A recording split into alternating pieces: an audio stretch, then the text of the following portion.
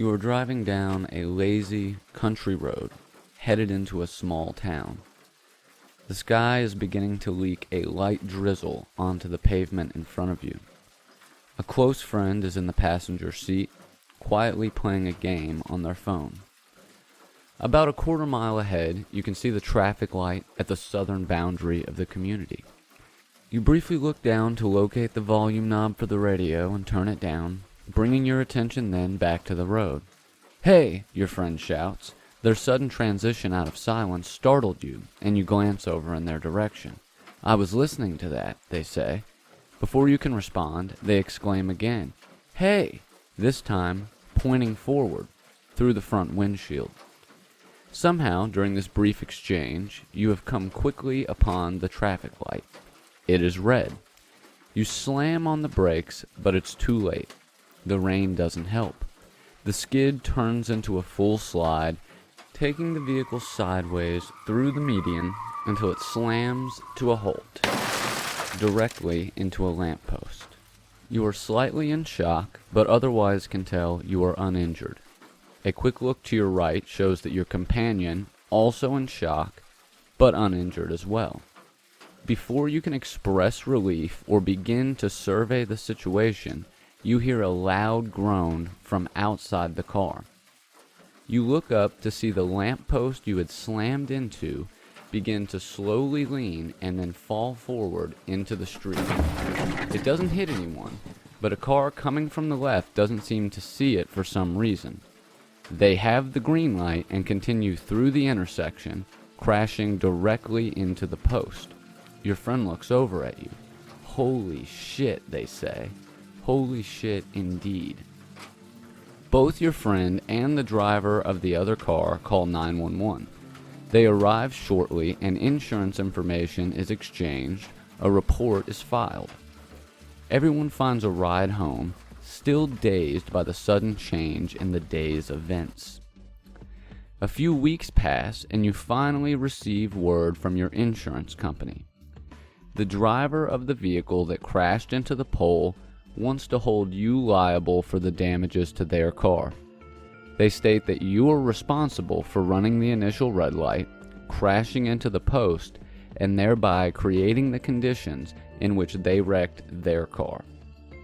Your mind is in a maelstrom. You immediately feel indignant.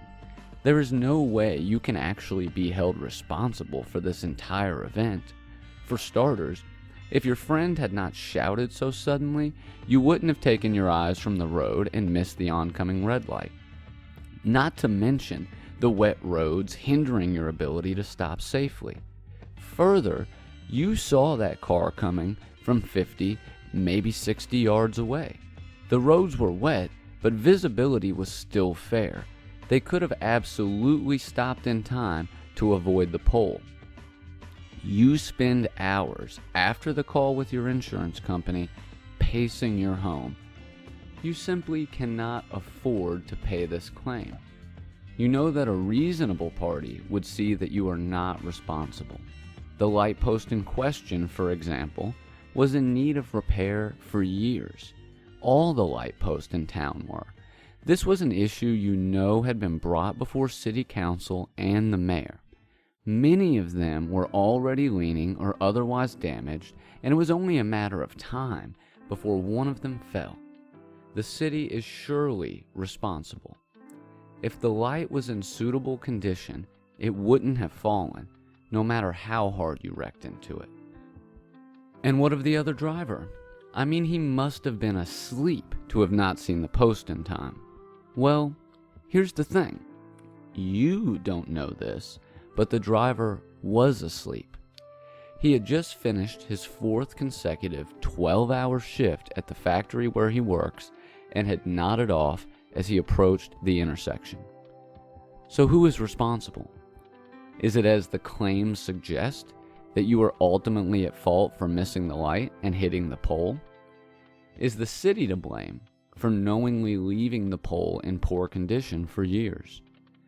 Are you responsible for your own wreck, but the other driver for theirs? What of your friend who distracted you? What of the factory manager forcing mandatory overtime on overworked employees? Who or what is responsible? Hi, I'm Jordan Edmondson, and this is See for Yourself.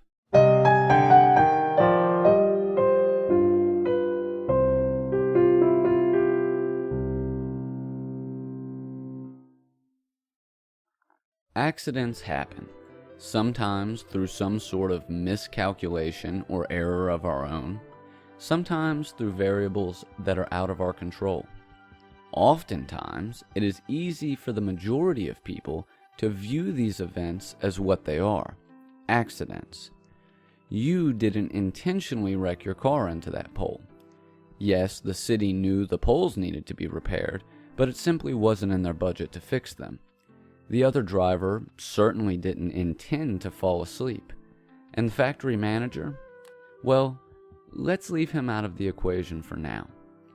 With just these variables, no one is truly at fault for either of the cars being wrecked during this incident. Roads were wet, distractions happened, it was a bit of a domino effect. However, because this event involved damage to rather expensive private and public properties, someone must be held liable.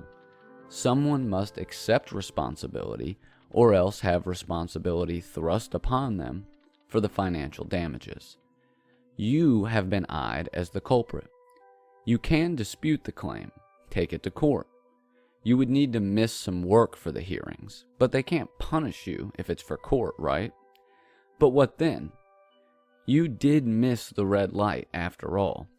Bringing your friend into court to bear some of the responsibility is out of the question for you. They obviously didn't mean to distract you like that. You couldn't put that burden on them. So let's say you dispute it in court, but on the grounds that the pole never should have fallen in the first place. But you miscalculate. Clearly the city will not accept fault in its own court system. It looks as though you may be found responsible anyway. However, you see a little hope when the other driver lets slip that they had fallen asleep at the wheel. You can't believe it. Surely the judge will see this as proof that you are not responsible for the damages to their car. The other driver tearfully admits that yes, they fell asleep, but it was only for a moment. He was so tired from working extra hours, he couldn't afford to lose his job. He had a new baby at home. He drifted off for just a second, long enough to miss his last opportunity to stop safely and hit the pole. He contends that he woke up in time to see it, but without time to stop. He says that if the pole hadn't have been knocked over, he would have made it through the intersection unscathed. His points are convincing. Even you feel a little sorry for his long hours at work, tiredness, and wrecked car. For some reason, you accept defeat. You know you cannot afford the deductible or the raise to your rates, but you don't want to put the same responsibility on another person who is also struggling. It's part of the way you were raised. Incidentally, the other driver was raised with similar ideas, just a hair more instinct for self-preservation. So inevitably, you lose the case. You accept responsibility for the insurance claim, pay the high deductible and the increased rates. Except your car, a 2003 Toyota Corolla, was totaled in the wreck. It had a Blue Book value of $1,200. Your insurance company eventually pays this out, but it is not nearly enough to buy a running vehicle. Your policy does not cover a rental, and what money you did have saved towards eventually buying a new car is now gone due to the deductible. The $1,200 was instead spent on a beater car that you get running, but are now constantly paying out of pocket to repair. Eventually, this financial stress takes its toll, and you decide to briefly let your insurance lapse so that you can make some much needed repairs to your car, ensuring it will run longer. This is imperative because your job has a strict attendance policy that you've already come close to violating because of the insurance claim proceedings. Unfortunately, one day while you are headed to work, you get pulled over for a missing taillight. Another problem you didn't realize needed fixing. During the stop, you are cited for driving without insurance, a $500 fine, and a requirement to purchase insurance before the coming court date.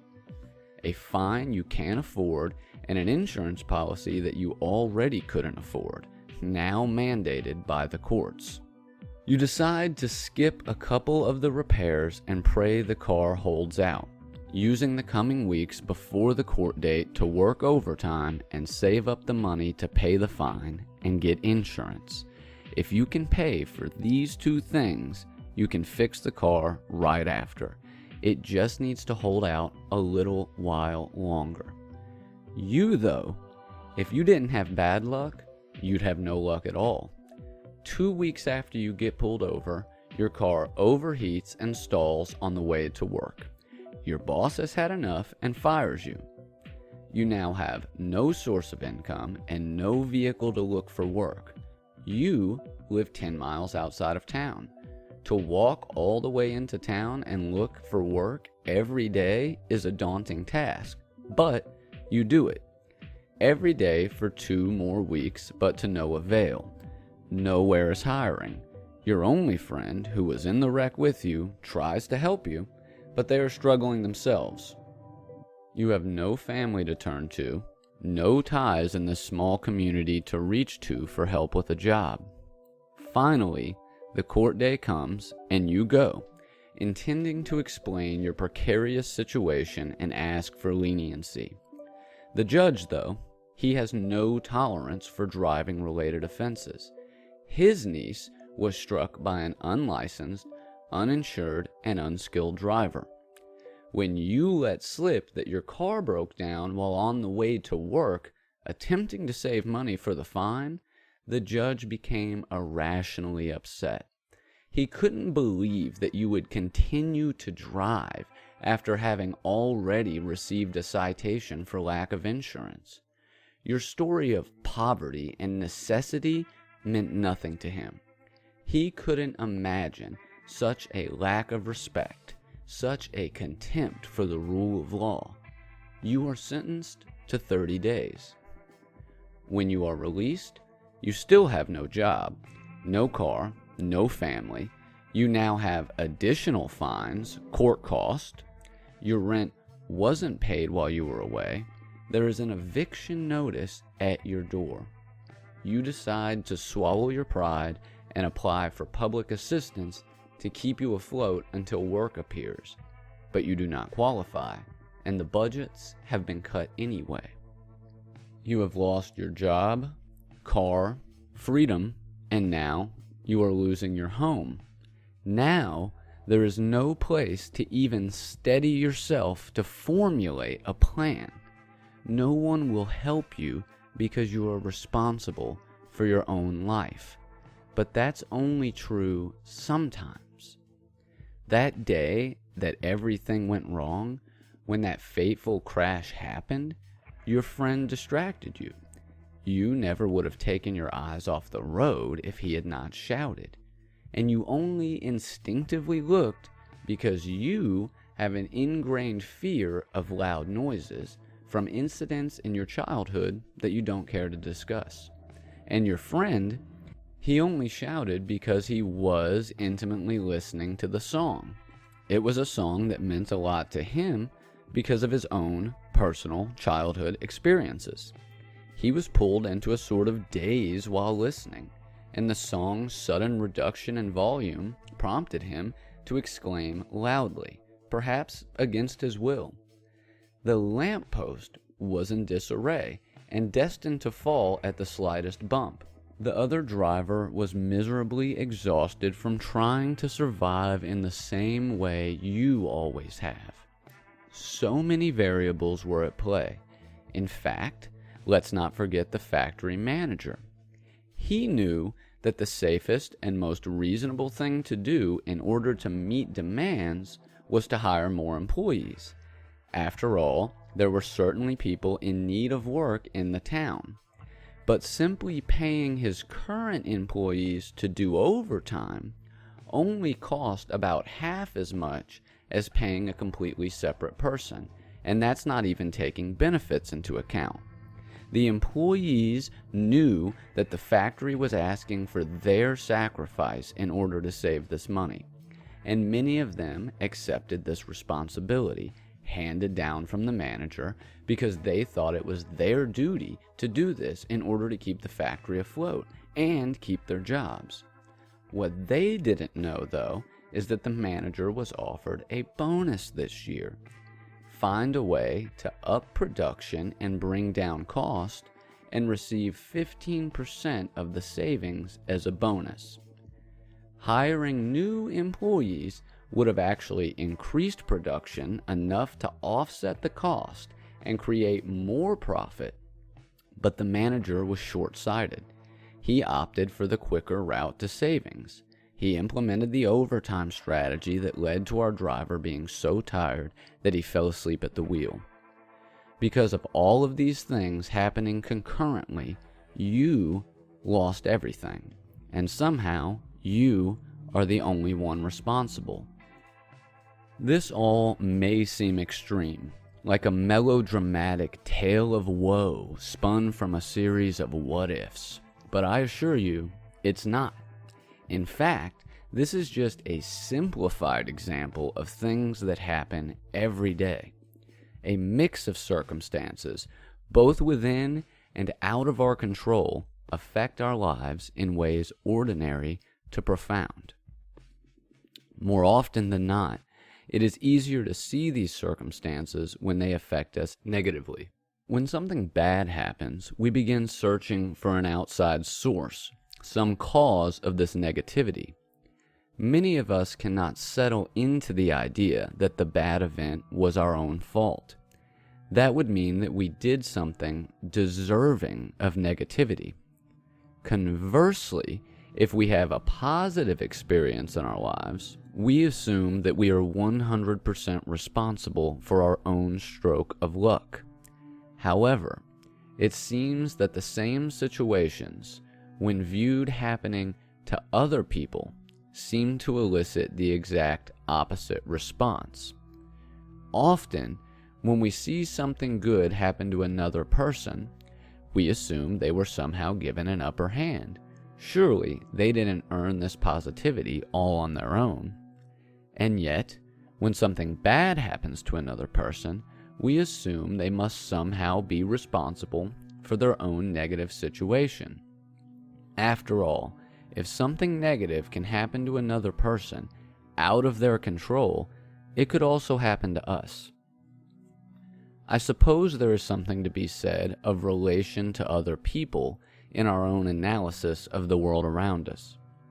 Viewing others gives us context for exactly how and why certain events happen to certain people.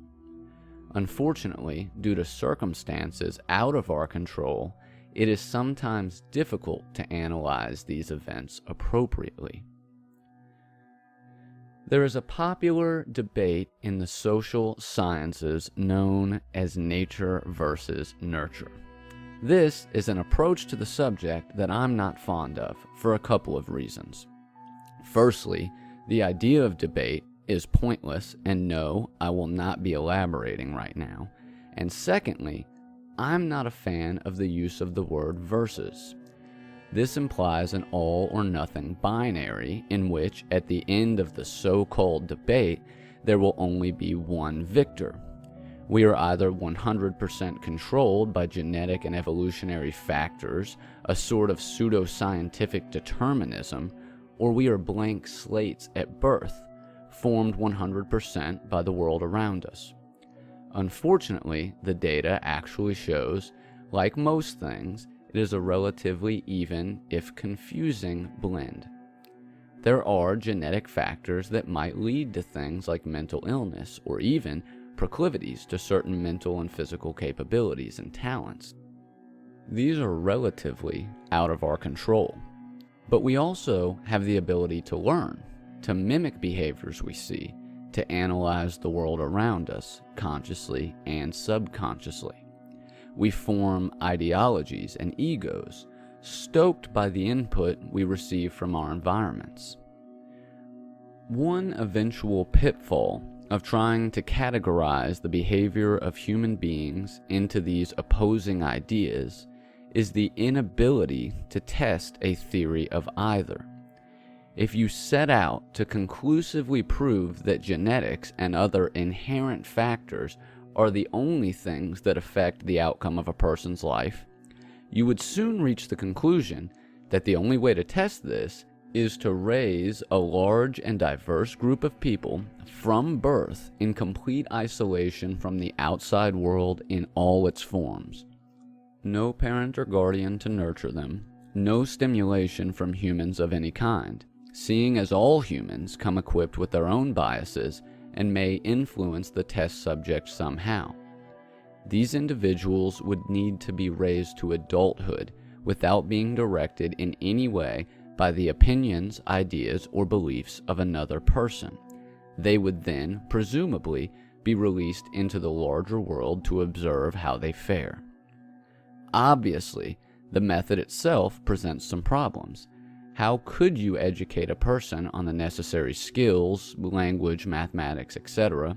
they would need to function in the world as an adult without input from other people? You could possibly use some sort of sophisticated AI system served and functioning through robots, but even then, what about subconscious influence from the programmers of this system? Conversely, if you tried to prove the opposite, that only the environment and education matter, you would have an equally difficult, if not impossible, time. After all, how could we remove genetics from a person? How could we have only the home, but not the human? So, is it actually impossible to prove whether it is our genetic destiny or our sacred upbringing at play? Maybe. Maybe not. Ultimately, I don't think it matters much. Where you stand on the matter is probably a result of the way you were raised anyway. Or hey, maybe it's just naturally ingrained in your being. Personally, I don't put much stock in the idea of human nature. As it is, humans are versatile, adaptable, prone to different behaviors and actions in different situations and time periods. We are indeed driven at times by intuitiveness, instinct, if you will, reflexes, senses that have been baked into us out of evolutionary need. But I would argue that one of the footprints of humanity is our ability and desire to go against these instincts. We will throw away the fundamental force that drives all other life on Earth, self-preservation, to protect others. We can learn to subdue our fears and angers. We can go toward danger instead of away from it, sometimes just to live up to an idea we have of who we are. These abilities go against any nature that we may have as humans, and I think their importance cannot be understated. There is a little bit of a thought experiment I like to do to put things in perspective from time to time. I like to imagine the moment just before my birth, or at least just before whatever part of me that is conscious came into being. It is estimated that upwards of 250 babies are born every minute, globally. That's about 215,000 new human beings born every single day. My consciousness could have easily came into being in any one of those people. I could have been born to a different family, in a different country, in a different culture, a different race or ethnicity. I could have been born poorer or richer. I just happened to start existing in America, in Kentucky specifically. I just happened to be born as the gender, race, and social status that I was, but it could have been different. I think we sometimes take for granted the unique set of circumstances that led to our personalities, our philosophies, our paths in life. The things that were seemingly inevitable and those that we chose for ourselves. And of those we chose, might the choices themselves have been different if we were someone else? Were we somehow destined to not only be born who we are, but to end up where we are at this point in our lives? It is difficult to say, difficult to picture, without first imagining a completely different world around us. Upon close examination, I think it can be found that our supposed choices are limited not so much by functions encoded in our DNA by evolution, but by functions encoded in society and culture by the people of history that formed them. If you were born, as I was, for example, in America, then you were more than likely born into a set of standards, principles, and ideologies that were there long before you came into being. Some of these are harmless, others not so much. For example, being raised in the US, even in a house of a different religion, or no religion at all, you probably know who Jesus Christ is. Without ever picking up a Bible, you are probably familiar with his story of birth, crucifixion, and rebirth. Maybe you are even a practicing Christian, more than likely due to the predominance of Christianity in American life. However, there are places in the world where this is not the case. You could have been born in a place completely absent of this religion, its figures and ideas. And judging by the sense of weird Judeo-Christian guilt nearly everyone I grew up with has, you would probably have a vastly different personality and life philosophy. If you were raised and educated in the US as I was, you were also probably instilled with a strong conviction for personal responsibility. The idea that every person is exactly where they are in life due to their own choices. That the best thing you can do to help other people is to lift yourself up and lead by example. How valuable is that sense of responsibility, though, when the odds of becoming you are so glaringly small? As of 2020, 689 million people globally live in poverty. Poverty, in this case, as cited by the World Bank and IMF, is living on less than $1.90 a day. That's less than $700 annually. Nowhere in the first world could you possibly survive on this.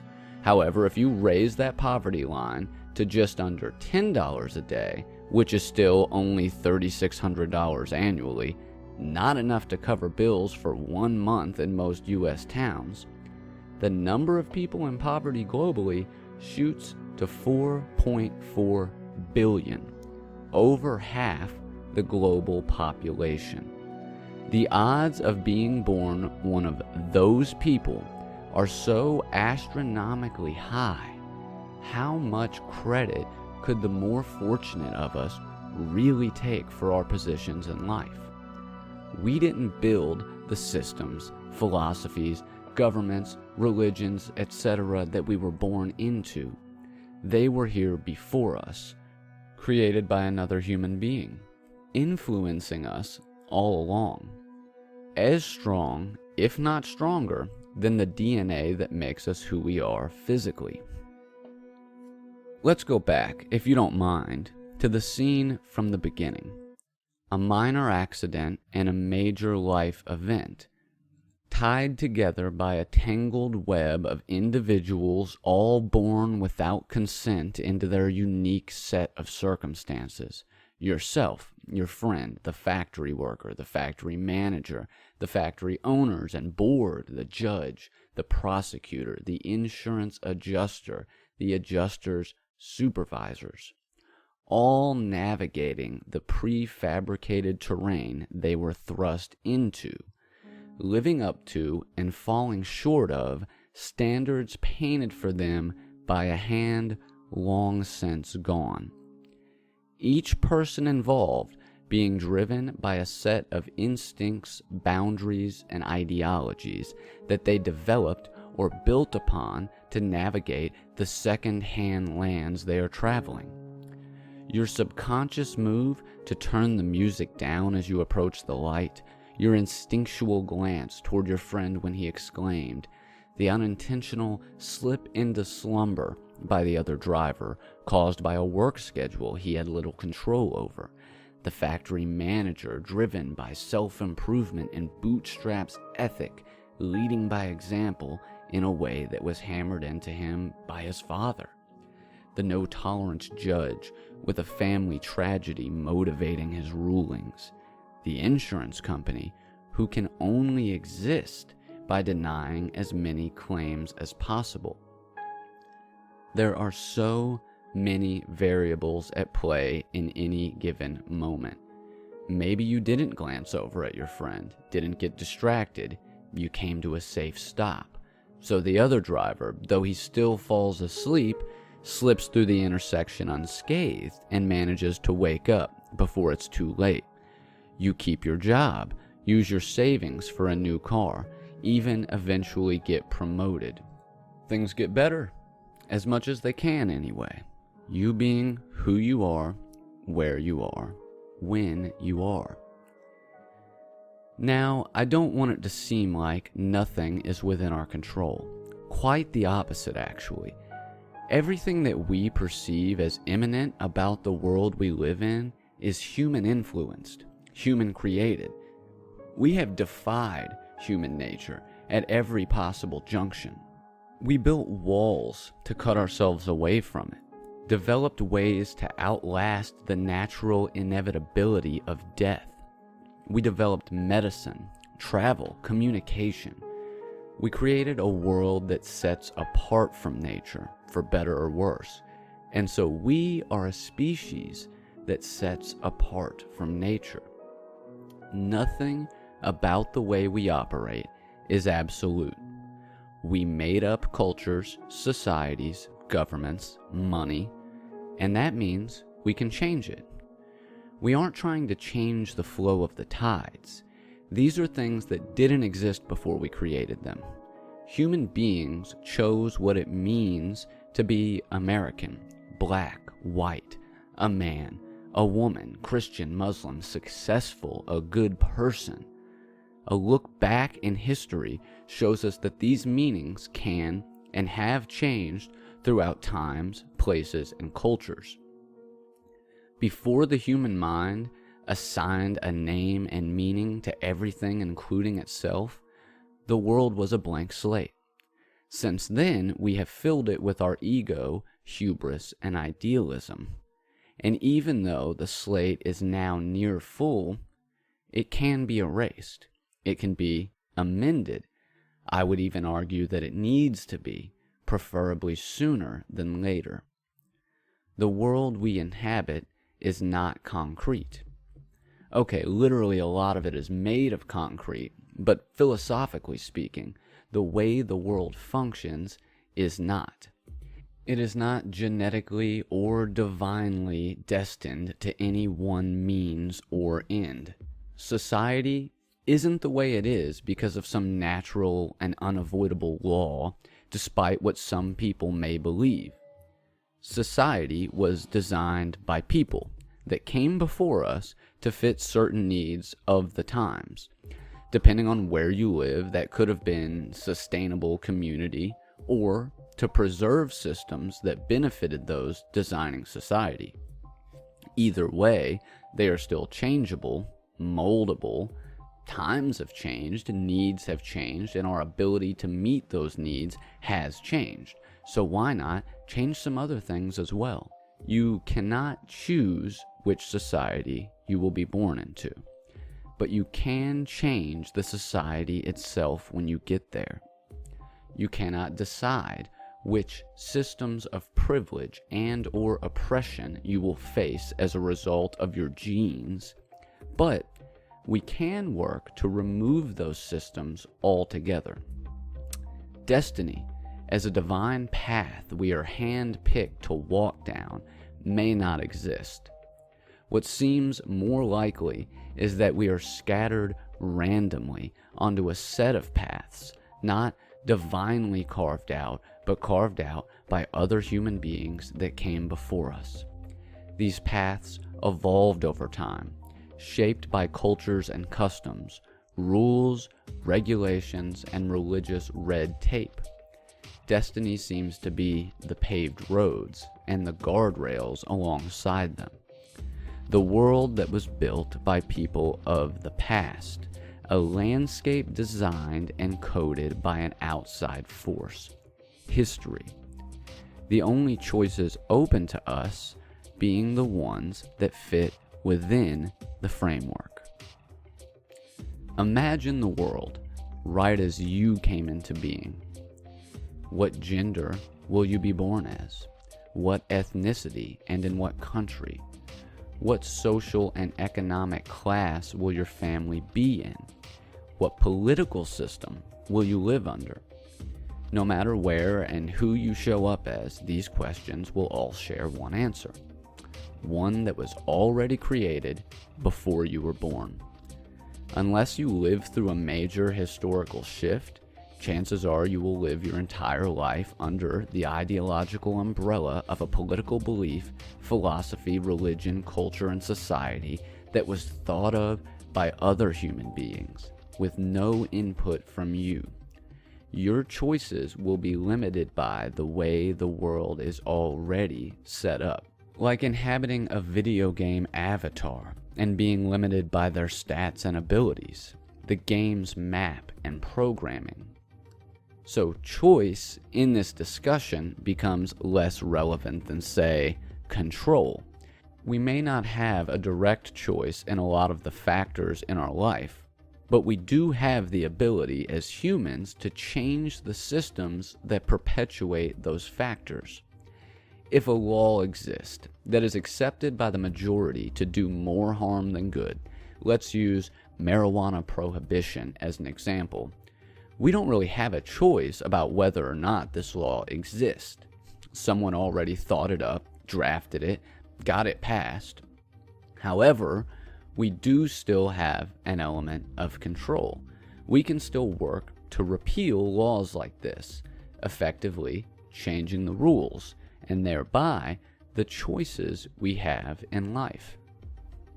I think the most important thing to remember in this case is that everyone, whether they recognize it or not, is influenced by the world they grew up in.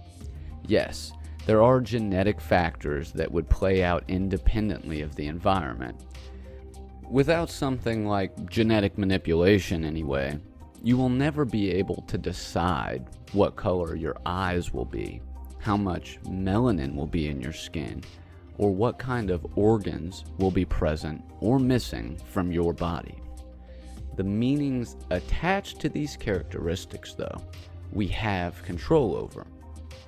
As children, we are unavoidably open to influence from our environment, and as adults, we can regain control over which influences we allow to affect our lives. Every single person will grow up with personality traits that reflect their upbringing. Some are defined by these traits, while others defy them, but they will be there nonetheless. As genetic factors are inherent, so are the influences of the environment. It is not so much a question of nature or nurture, but the nuanced balance between the two that defines who we are and what we do as human beings. I offer you a moment to ask yourselves some questions in relation to this. What responses, ideas, beliefs do I have that I may not have if I wasn't presented with them by the world I grew up in? What characteristics, mental abilities or afflictions or physical traits was I born with as a result of genetics? Of these, are there any that I feel attached to as an important part of my personality? And is it the characteristic or trait that I'm attached to, or the meanings, systems, and operations assigned to it by society that I care about? Is there anywhere that I feel I have a lack of real choice? And is there a way I can change that? I offer you this because despite genetics, despite the preformed world we were born into, despite the lack of real choice we are faced with at every turn, we still get to decide who we are going to be, what we are going to do. If you're looking for an answer about the driving factors that dictate who you are as a person, I'd say you're off to a good start. But you can't just listen to some dipshit on the internet. You're gonna have to go out and see for yourself.